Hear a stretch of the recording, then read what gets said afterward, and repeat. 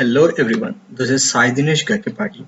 I am a rated player and international rated tournament champion in 2014, senior coach and a senior arbiter.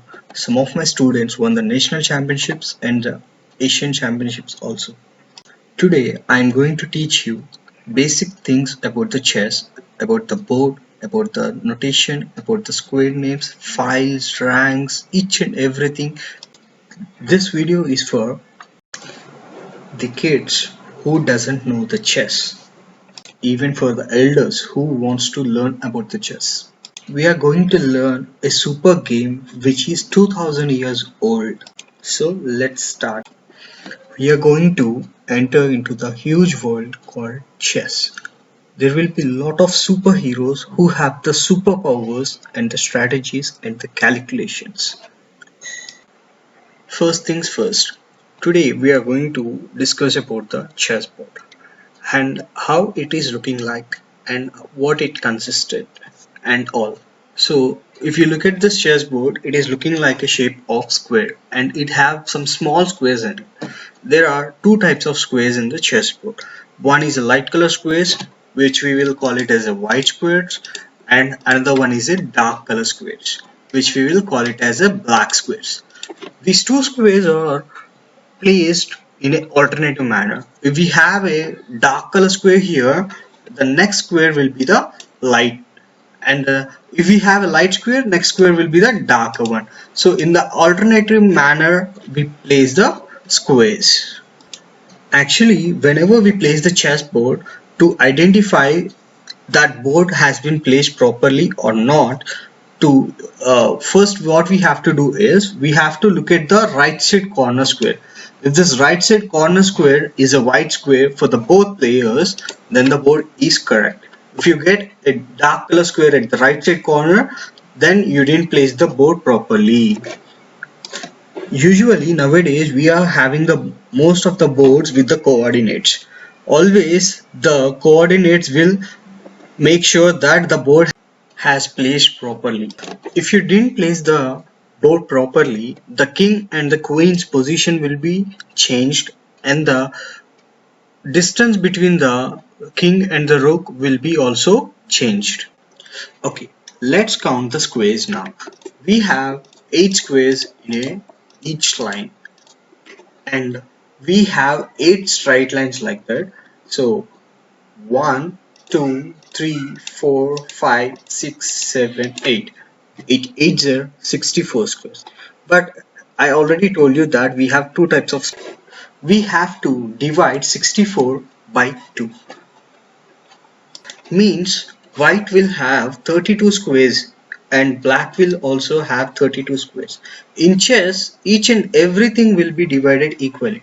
It may be the squares, or it may be the pieces, or it may be the pawns. Each and everything will be divided equally only. There will be no partialities for anybody. Rules and regulations also each and every player has to follow. Now let's discuss about the files.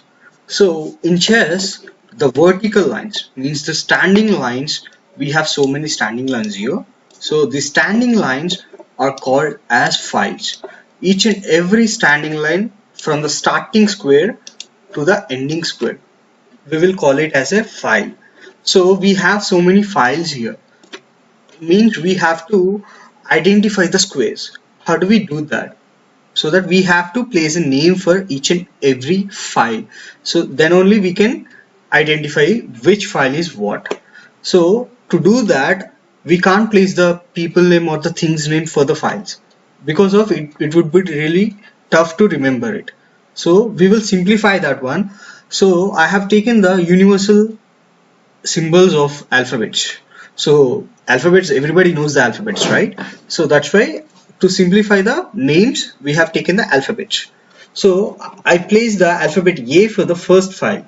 So now this file, complete file will become the A file, and this file will become the B file, C file, D file, E file, F file, G file, and H file.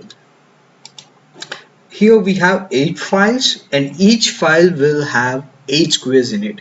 4 of white squares and 4 of black squares. Okay, Now we will look about the sleeping lines. Like vertical lines, we have some horizontal lines also here. In chess, the horizontal lines are called as ranks. RANKS, ranks. Squares, right?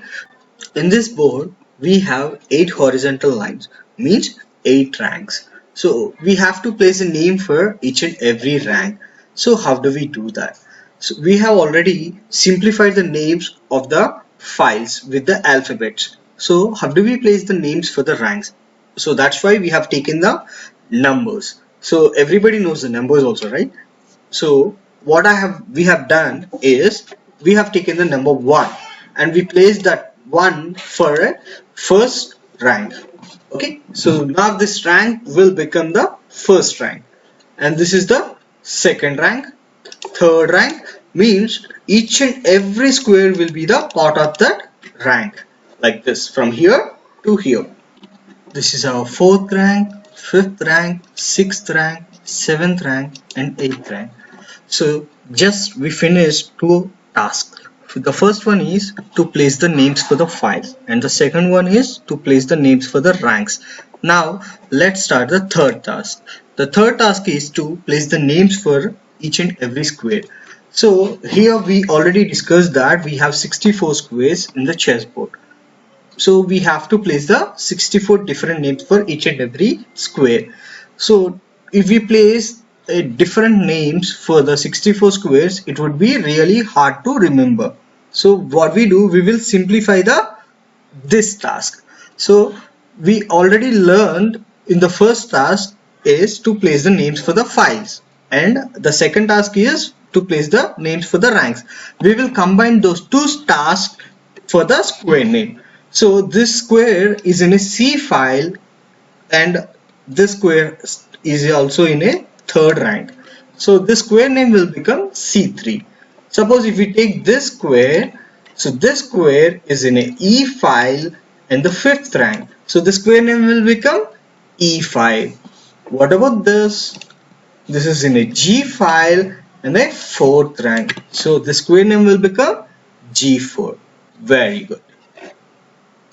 Okay, let's see some of the names. So this square is an A file in first rank. So this square name will become A1, and A2, A3, A4, A5, A6, A7, A8, B1, B2, B3, B4, B5, B6, B7, B8. C1, C2, C3, C4, C5, C6, C7, C8, D1, D2, D3, D4, D5, D6, D7, D8. Like this, we will place the names for the rest of the squares also.